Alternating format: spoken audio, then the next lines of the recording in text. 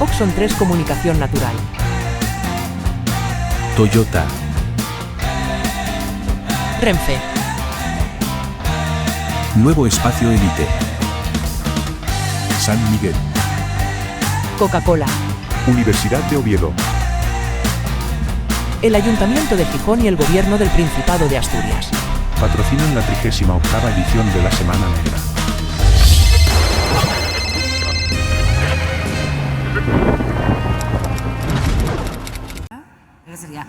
Hola, buenas tardes, bienvenidos todos a la presentación de El juego del lobo de Malenka Ramos.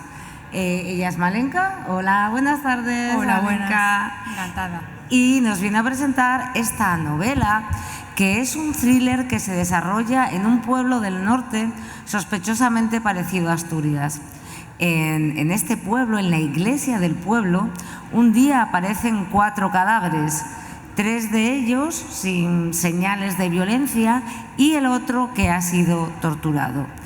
En ese cadáver torturado aparece en un muslo un mensaje: «Hola, comisario de la Cruz». Así que, ya que le aluden, Adán de la Cruz y su inspector Bruno Dávila tienen que venir hasta este pueblo del norte a investigar qué ha pasado, por qué esa gente ha muerto en esa iglesia, gente que nadie del pueblo, por cierto, parece conocer.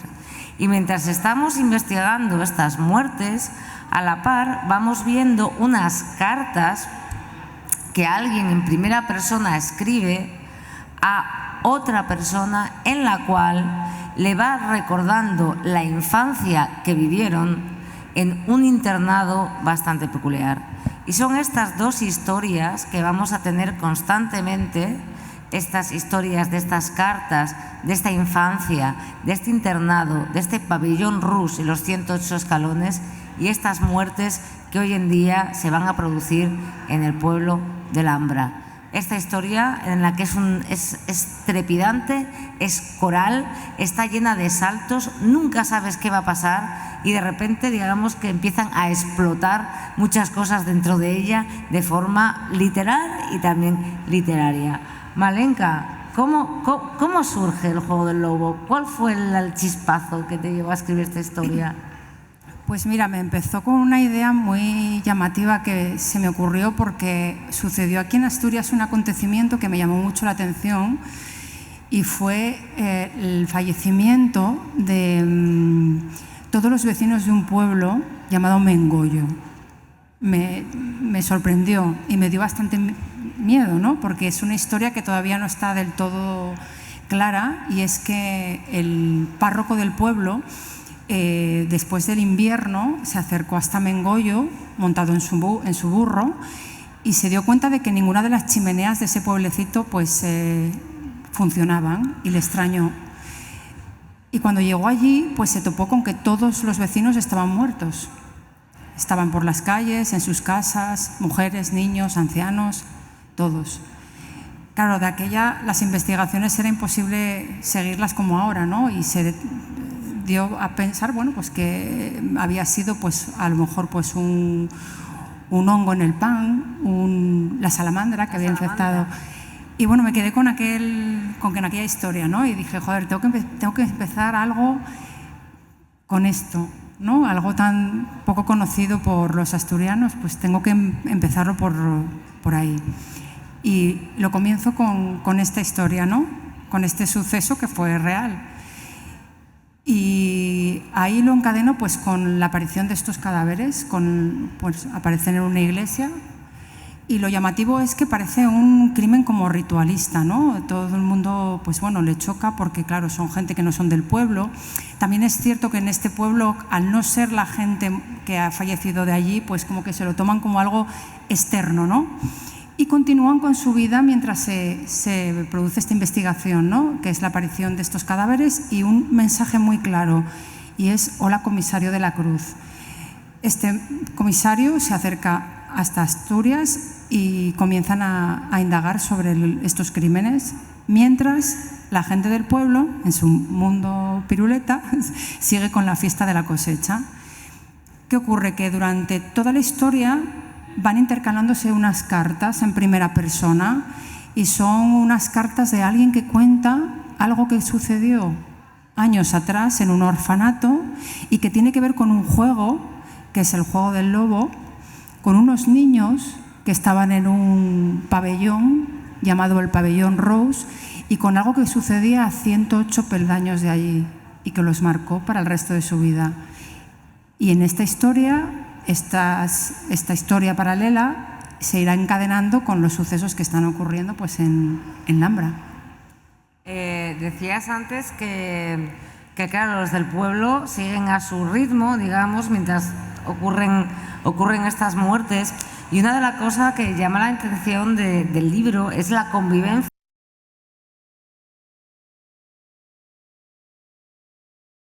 Y Bruno, que son los protagonistas, sino también las forenses, Marco Guerrero, que a mí es un personaje que me encanta, ¿no? Sí. Que forman todo un grupo, una sociedad, digamos, de investigación, y la convivencia que tienen que hacer con todos los del pueblo, ¿no? Que también forman otra convivencia, el choque y a la vez la unión que hay entre ellos. Son varias historias, ¿no? La vida de un pueblo, la gente común, con las preocupaciones más estúpidas cuando realmente lo que está pasando a tu alrededor no te da miedo porque, bueno, a lo mejor es un suicidio colectivo, a lo mejor es gente de una secta, a lo mejor, entonces no se lo toman como algo tan personal como encontrarse pues un vecino muerto o una serie de conocidos asesinados, ¿no? Entonces, ¿qué pasa? Que todo esto convive en la historia, los lugareños con sus características y su forma de ser, el equipo, ¿no? Que cada uno es de una madre y de un padre y bueno, todo lo que sucede alrededor. Sí. El pueblo es Lambra. No sé si te has basado en alguno en específico para crearlo. No, yo suelo situar en Asturias un pueblo y lo llamo como quiero. Entonces, que cada uno se coja su nombre y su historia, ¿no? Y una de las cosas también que ayuda mucho a conocer a los personajes es que hay muchos diálogos y son muy vivos los diálogos entre ellos. Haces muy bien avanzar la acción y la interacción entre los personajes, ¿no? A ver, a mí me gusta leer libros que los veas, ¿no? Que tú veas la historia como una película. Entonces intento situarme siempre como desde una vista aérea y trato de narrar. Busco siempre el relato, el capítulo corto y rápido, intercalando sucesos de distintos personajes, porque creo que ese ritmo, pues a mí personalmente me gusta, te da un poco de velocidad a la historia y sobre todo cuando hay muchos personajes y muchos sucesos pasando a la misma vez. Porque tú hay una investigación, pero luego vas conociendo a la gente del pueblo, se van intercalando y mezclando y luego está ese narrador en primera persona que también tiene mucho que ver con la psicología del criminal. A mí la mente de los personajes antagónicos me fascina, ¿no? Siempre intento buscar un malo malísimo, ¿no? Que no lo ponga fácil. Alguien que no sea el común, que no sea lo que estamos acostumbrados en las historias. Y justamente en esta novela vamos a conocer en primera persona lo que piensa un sociópata, ¿no? Y cómo se forma o de dónde viene esa psicología y ese criminal, ¿no? Los personajes principales, que son el comisario de la Cruz y su compañero, son gente preparada para averiguar y analizar una mente criminal y aún así les cuesta encajar ciertas piezas del puzzle porque la persona a la que se van a enfrentar yo creo que está muy preparada y sobre todo no es una persona con ningún problema muy destacado psicológico, sabe muy bien cómo proceder y ha tenido muchísimo tiempo para preparar esto, ¿no? Y entonces es complicado para ellos. Bueno, yo creo que gran parte de la novela va explicando cómo se forman los sociópatas, cómo se forma la sociopatía y cómo se forman los traumas. De hecho, hay un personaje en la novela que es un psiquiatra, Arqueta, ¿no? Que es especialista en tratar traumas y disfunciones. Es un tema principal en la novela este. A ver, el personaje del psiquiatra es importante porque, para empezar, ves la personalidad frívola de un médico que no le da importancia a ciertas patologías porque lo ve común y frivoliza porque es lo que vive el día a día, pero de ahí te das cuenta de que de muchos problemas que inicialmente son muy superficiales se pueden generar traumas importantes, ¿no? Y de ahí ese origen pues te da que pensar, ¿no? Porque vas a ir analizando todo lo que pasa en torno a ese psicópata, todo lo que ha vivido cada uno de los personajes que están involucrados, cada uno de las víctimas que han aparecido en esa iglesia y de dónde viene todo eso. Claro, Complicado. porque en esta novela no solamente se trata de averiguar quién es el asesino o quiénes son los asesinos, sino también, esto es muy interesante, quiénes son las víctimas. Porque aparecen de repente en esa iglesia gente sin ninguna relación entre sí aparente, gente que no es del pueblo, y poco a poco nos vamos informando e interesando y sabiendo quiénes son, cómo es su vida, ¿no? Y qué les ha pasado. Sí, de hecho no hay un patrón. Es decir, tú cuando te encuentras como policía, te encuentras a estas víctimas, te das cuenta de que no existe un patrón, ¿no? Son hombres, mujeres, con vidas totalmente distintas, lugares de procedencia diferentes, estilos de vida distintos, y de hecho incluso los propios personajes principales no son el típico policía, ¿no? Tienen sus luces y sus sombras y más defectos que virtudes. Y entre las víctimas, pues claro, te encuentras un puzzle que bueno, que luego se irá encajando. Creo. Se encaja. Creemos. Además, se encaja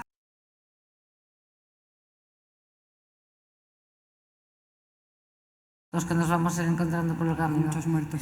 Ni mucho menos. Vamos a recordar que va a haber una fiesta de la cosecha, que es lo que se está preparando en el pueblo. Y tú imagínate una fiesta multitudinaria donde la gente, claro, para un pueblo lo más importante es su fiesta anual. Se pasan todo el año organizándolo, ¿no? Es parte de ellos. La fiesta es otro personaje.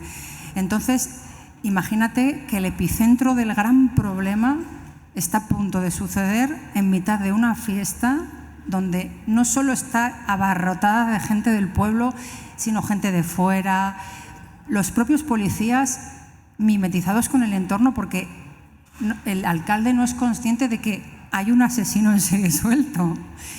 Y luego, pues, todo lo que está alrededor. O sea, es complicada la bomba que se está gestando ahí, y de eso trata la novela. Es complicada. Sí. Decía Ana María Matute que la infancia no acaba nunca. Y de alguna forma es lo que nos vienes a decir también en esta novela, ¿no? Cómo todo aquello que nos sucede de niños, para bien o para mal, nos va a seguir persiguiendo. Y de hecho en esta historia hay también unos protagonistas que son varios niños y una historia dura en un orfanato. Y un personaje que para mí es antagónico, y quiero dejarlo ahí, que es el personaje de las personas, o la persona que los cuidó y los educó. Es una historia paralela que va a explicar muchos de los actos que suceden en la historia, y es que, bueno, que había unos niños que confiaban en un sistema educativo de aquella, y que, bueno, que viven una serie de acontecimientos y de situaciones que los van a marcar como niños y como adultos después. Y ninguno de ellos yo creo que va a superar el juego del lobo. No lo ha superado. Sé que queréis que os contemos qué es el juego del lobo, pero no os lo vamos a contar. Esos niños, para sobrevivir, tienen que jugar al juego del lobo. Y de hecho yo creo que el juego del lobo lo siguen jugando, claro, al juego del lobo ya de adultos. Porque es la forma en la que han aprendido a sobrevivir, jugando a ese juego, ¿no? Entonces, es como que sin querer lo hacen una y otra vez. Es una historia oscura. Y el pabellón Rus, que es el orfanato donde se crían estos niños, entiendo que no existe, pero... Yo creo que sí, que ha habido y hay desgraciadamente muchos pabellones Rus. y muchas escaleras que suben a ese lugar donde ellos iban, sobre todo antes, y sigue habiendo muchos juegos del lobo. De una manera o de otra hay muchos juegos del lobo, que es lo que tendríamos que erradicar, pero en este caso el pabellón Rose, con sus 10 camas, 10 mesitas, con sus 10 Biblias, es un lugar donde se forjan 10 adultos y bueno, donde tienen una serie de vivencias y que les hará ser los adultos que son, ¿no? Es oscuro, cuanto menos. Es oscuro. Además, tú vienes del terror, tú vienes de la literatura del terror. No voy a decir que sea de terror este libro, porque realmente no lo es. O sea, pero sí hay pasajes muy oscuros, sí, ¿no? Hay alguna escena, sobre todo de los pensamientos de los personajes, sobre todo de las pesadillas de los personajes y de los que ellos ven o su visión desde la infancia, ¿no? Porque claro, tú cuando eres un niño te aterra estar en un sitio oscuro, te aterra el sonido que se oye a través de una puerta y que no sabes qué es. Bueno, te aterra hasta de adulto, vamos, porque... Y sobre todo una de las cosas que dice en la novela uno de los personajes, que es que a él no le daba miedo el monstruo que venía detrás cuando subía las escaleras, sino el que estaba arriba, esperándole, ¿no? Y que él lo identifica como alguien cuyo cuello se estira y que tiene ojos de canica. A mí me daba muy mal rollito y bueno, tenía que plasmarlo ahí porque era una de las pesadillas de uno de los personajes que tiene mucho que ver con lo que hay en el pabellón Rose. También tiene mucha importancia unas canicas rojas. Y sobre todo el sonido, ese sonido de canicas cayendo en el piso de arriba, de alguna forma es aterrador, algo que tendría que ser algo bonito, ¿no? Un juego de canicas y plas, son como cosas normales para la gente, se pueden convertir en verdaderos detonantes aterradores para otros. Pero ahí, ¿no?, está la fuerza de la mente y sobre todo la fantasía de los niños, ¿no? Que es muy positiva cuando están rodeados de un entorno seguro y de un entorno sano, y que es aterradora cuando no están bien rodeados, ¿no? Y en este caso, bueno, pues son ese rodar de canicas sobre su cabeza en un pabellón enorme donde los niños realmente tenían que sobrevivir como tenían que sobrevivir. Y de esto va el juego del lobo. Oye, ¿y cómo te documentaste para escribir la novela todo lo que es la parte de la investigación, de la policía, de la UCO, que me parece que está muy bien documentada y muy bien contada, muy ágil? Pues con alguno de ellos. Es complicado, porque luego encima cuando terminas la novela yo creo que es que te cierras la cabeza y como tengas que volver otra vez a hacerlo, no de empezar. Pero bueno, sí que es cierto que me llevó bastante tiempo, muchísimo tiempo, pero mereció la pena. Con la gente que lo conoce, cuando se trata de tema de procesos cadavéricos, muertos, pues con médicos, bueno, siempre estás ahí en contacto con gente que te puede echar un cable, porque bueno, una investigación policial al estilo que voy yo, que como soy un poco masoquista, voy pasito por pasito, pues tengo que explicarlo todo, entonces pues es complicado, pero bueno, yo creo que se ha formado una historia interesante y ahí está. Oye, si tuvieras que hacer un spin-off del juego del lobo y quedarte con alguno de los personajes que aparecen, no vamos a decir, o sea, los que llegan al final, tú piensas en el principio, ¿con cuál te quedarías? ¿Con qué personaje querrías seguir cabalgando? Bueno, una de ellas con un personaje que a mí me encanta y que intento meter siempre en todas las historias, que es la típica señora tocahuevos del pueblo. Ay, sí. En este caso es la dueña del hotel donde se queda todo el equipo policial y que les toca los huevos por todos los lados. O sea, si un pobre policía sale a fumar un cigarrito de noche, ya está la señora ahí dando por el saco. Si vas por la carretera con los nervios a flor de piel, casi atropellas a la señora del pueblo. Ella tiene que enterarse de todo, tiene que tocar las narices a todo el mundo y se entera y está ahí constantemente. Este tipo de personajes que te refrescan un poco entre tanto caos, sí, a mí me apasionan muchísimo. La verdad es que Elena, que esta señora es bastante graciosa, sí. Como dices tú, refresca. Y en medio es que hay una combinación muy buena en la novela de digamos, de oscuridad, de psicopatía, de ritual, de todo esto, pero también de costumbrismo y de humanidad, Sí, ¿no? O sea, sí, sí. cómo pues, de hecho, todo esto está sucediendo entre nosotros, lo que decías antes, que se niegan a ver que esto está ocurriendo. y de hecho todos los personajes de la novela son gente de a pie, o sea, gente que te puedes encontrar en cualquier pueblo, en cualquier ciudad. Las personalidades no son ni de superhéroes ni de gente, no, es gente muy sencilla, muy llana y muy cafre en determinados momentos, pero es que es nuestra naturaleza, ¿no? Te encuentras en una situación escabrosa y lo primero que piensas es en la mayor tontería del mundo y ahí sale reflejado, o sea, no es nada fantástico, son gente sencilla y gente común y corriente, ¿no? Y este paisaje, que es el paisaje asturiano en el que se desarrolla, que yo creo que está muy imbricado en la novela, ¿qué crees que aporta? ¿Cómo lo construyes? Para mí es muy importante. La ambientación es muy importante. Me pasó con los crímenes de Hamlet y me pasó otra vez en El juego del lobo. El paisaje, el pueblo, los bosques, que además aquí tenemos muchísimos, son un personaje más, ¿no? Porque el entorno yo creo que te hace también ser capaz de ver las escenas y las situaciones, las iglesias prerrománicas, la profundidad del bosque. Para mí un bosque es un personaje más, ¿no? Porque claro, es muy bonito cuando tú te vas de ruta y de senderismo, pero métete de noche, ¿no? Sobre todo si no lo conoces. De hecho, uno de los personajes de la historia, que es el dueño de uno de los bares de referencia de todo el pueblo, detrás del bar tiene un bosque y la gente, cuando bebe más de la cuenta, se pierde. Y quien tiene que ir a buscarlos es el propietario del bar. Entonces, claro, te encuentras con señores que se mean encima del miedo porque dicen que han visto un oso, porque están borrachos como cubas. Entonces, este señor, el propietario de este bar, pone a cada cóctel nuevo el nombre de una de las catástrofes que le suceden a un vecino, ¿no? Si el señor del pueblo se meó encima porque pensó ver un oso, pues le llama el cóctel meón. Si se topa le muerde un lobo, bueno, él va contando un poco la historia de los del pueblo, cuando se agarran esas cogorzas y se tiene que ir a buscarlos al bosque. Entonces todo es un personaje, ¿no? Cada uno tiene algo diferente.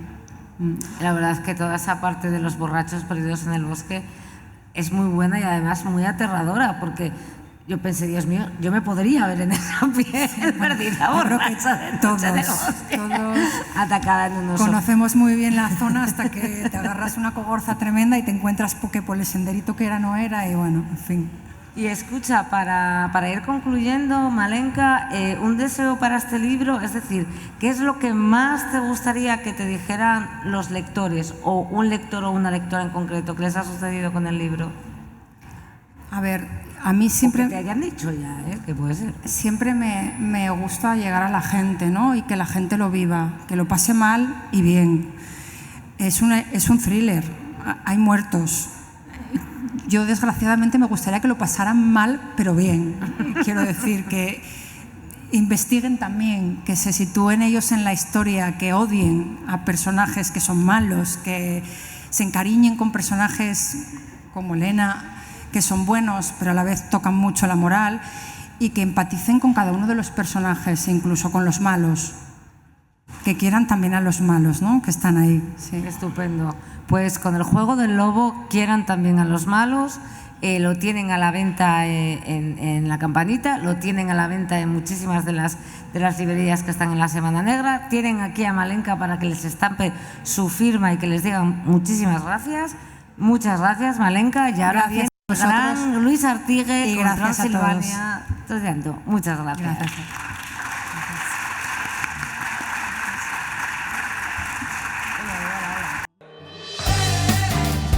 Oxon 3 Comunicación Natural. Toyota. Renfe. Nuevo espacio Elite. San Miguel. Coca-Cola. Universidad de Oviedo. El Ayuntamiento de Gijón y el Gobierno del Principado de Asturias. Patrocinan la 38ª edición de la Semana Negra. Elite.